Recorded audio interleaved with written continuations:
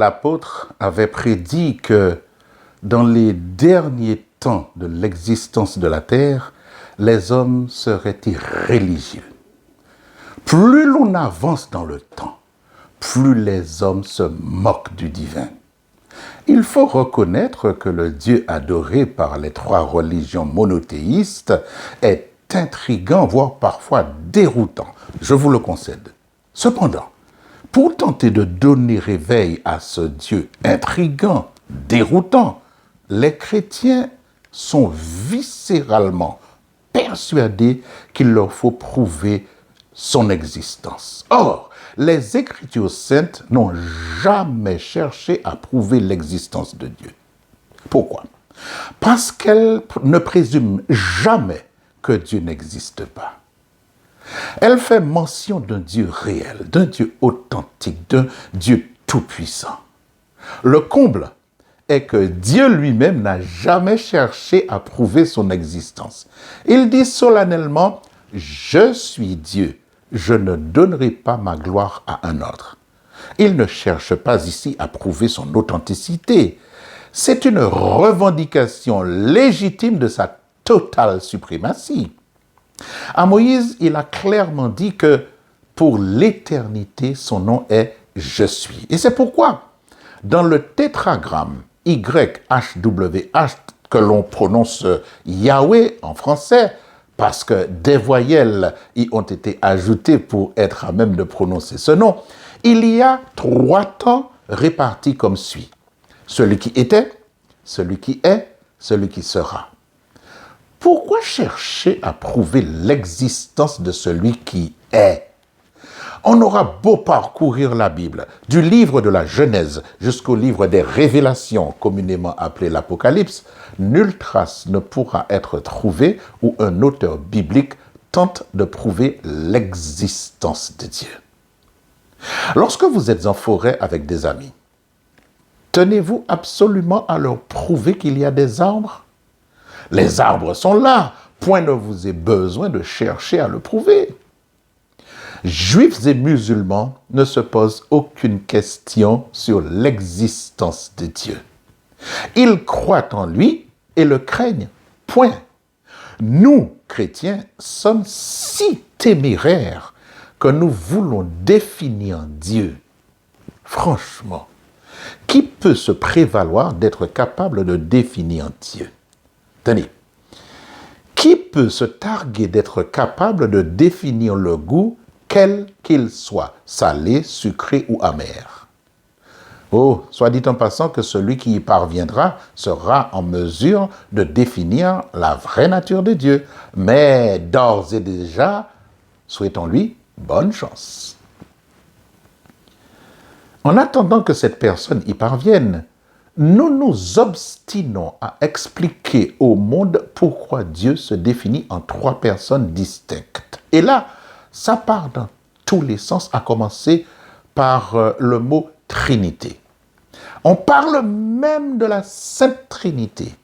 Il est vrai que la Bible est truffée d'allusions à la structure trinitaire de Dieu. Mais s'il y a un mot qui n'existe nulle part dans la Bible, c'est bien le mot Trinité. Et pourtant, il est sur les lèvres de tous les chrétiens et même sur celles des incrédules. Trinité vient du latin trinitas, qui signifie un trio. Au Xe siècle, il a été changé en trinitade. Au XIe siècle, ce mot, qui avait encore changé pour devenir trinitet, a par évolution de la langue fini par devenir trinité. Voyez-vous, le dogme de la Trinité est apparu au IVe siècle de l'ère commune après qu'un prêtre d'Alexandrie du nom de Arius a enseigné en 318 que Dieu n'a pas toujours été Père et qu'il y a eu un temps où le Fils, le Logos en l'occurrence, n'était pas. 7 ans plus tard, soit en 325, du 20 mai au 25 juillet, au cours du concile de Nicée, sous l'égide de l'empereur Constantin, le dogme de la Trinité a été adopté. Et c'est à partir de ce dogme que les chrétiens tentent depuis de faire admettre aux deux autres religions monothéistes que Dieu est un Dieu en trois personnes. N'essayons pas de les convaincre. Ils sont comme nous. Qu'est-ce à dire? Ils ont été élevés dans la croyance d'un Dieu unique et indivisible, comme vous et moi avons été élevés dans la croyance d'un Dieu en trois personnes. Définir Dieu dépasse l'entendement des hommes. Oh, il sera beaucoup plus facile à un homme de se gratter l'oreille avec le coude que de parvenir à définir Dieu. Au reste, Dieu n'a-t-il jamais demandé de le définir? Tenez, vous et moi sommes composés de trois parties, corps, âme et esprit. Chacun d'entre nous a été estampillé par trois signatures, l'iris, l'ADN, l'empreinte digitale. L'iris se trouve dans l'œil. L'ADN se trouve dans le noyau des cellules du corps et l'empreinte digitale se trouve au bout de notre doigt. Quoique situés à trois endroits différents, ces trois éléments nous identifient comme étant une personne unique. Voyez-vous, le soleil donne de la chaleur, éclaire et assure la photosynthèse. Pourtant, c'est un seul astre. La lune contrôle les marées, nous gratifie de sa lumière la nuit et marque les époques. C'est aussi un seul astre. Une unité, trois fonctions. Dans sa structure trinitaire, Dieu est unique. Je fais exception du terme ici. De tous les dieux, des minuscules créés de toutes pièces par les humains, aucun ne se présente sous une telle forme. Dieu est formel. Je suis l'Éternel, c'est là mon nom, et je ne donnerai pas ma gloire à un autre, ni mon honneur aux idoles. Cela ne relève d'aucune mythologie. Aucune! C'est parce que la Bible fait toujours référence à la structure trinitaire de Dieu que nous, chrétiens, parlons de Dieu le Père, Dieu le Fils et Dieu le Saint-Esprit.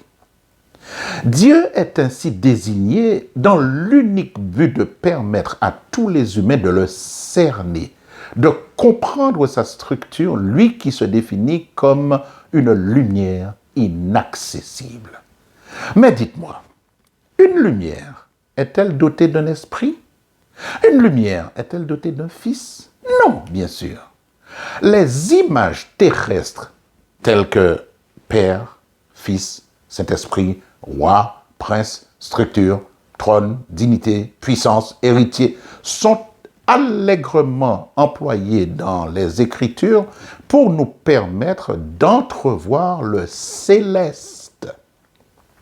Et c'est assurément pour faire la démonstration de sa grandeur que Dieu a créé ce vaste univers. Cette nature si généreuse au travers de laquelle nous le contemplons au point que même les plus athées s'écrient « Mon Dieu, que c'est beau !» Oui, en vérité, l'invisible a été rendu visible en partie et pour le moment. Quoi que l'on puisse en dire, Dieu se contemple au travers de sa création.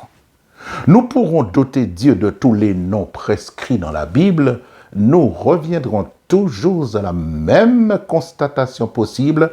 Dieu est une unité composée, une structure trinitaire si vous préférez. Au reste, c'est seulement ici que les mathématiques n'ont pas force de loi. 1 plus 1 plus 1 égale 1. 3 fois 1 égale 1. Le Christ Jésus demande à ceux qui lui font confiance de croire en Dieu et de croire en lui.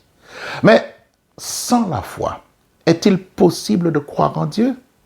Non. Pourquoi? Eh bien parce que Dieu ne peut se voir qu'avec les yeux de la foi. Et c'est pourquoi il faut que celui qui veut s'approcher de Dieu doit d'abord croire qu'il existe. Non seulement qu'il existe, mais qu'il récompense ceux qui le cherchent. Ce n'est pas à celui qui croit en Dieu de prouver son existence. C'est au contraire à celui qui ne croit pas de porter la preuve de son inexistence. La prochaine fois qu'un individu vous dira que Dieu n'existe pas, ne vous fâchez pas. Demandez-lui de vous le prouver, de porter la preuve de son inexistence. La croyance en Dieu exige une rigueur dans la recherche de sa nature. La nature de Dieu révèle son caractère. Ainsi, tout esprit perverti sera débarrassé de ce Dieu religieux, de ce Dieu doctrinal. Vous ferez alors connaissance avec le Dieu révélé par la Bible et non le Dieu révélé par la religion. Le Dieu de la religion est un Dieu de reproches et d'interdiction.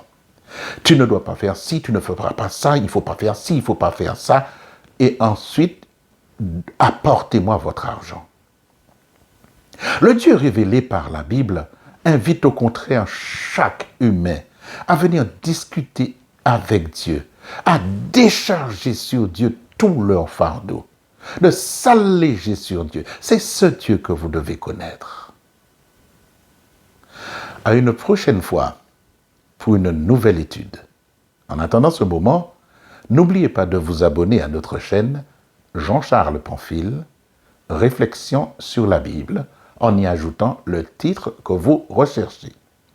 Si notre approche de la Bible vous plaît, encouragez vos connaissances qui s'intéressent à la Bible à faire de même.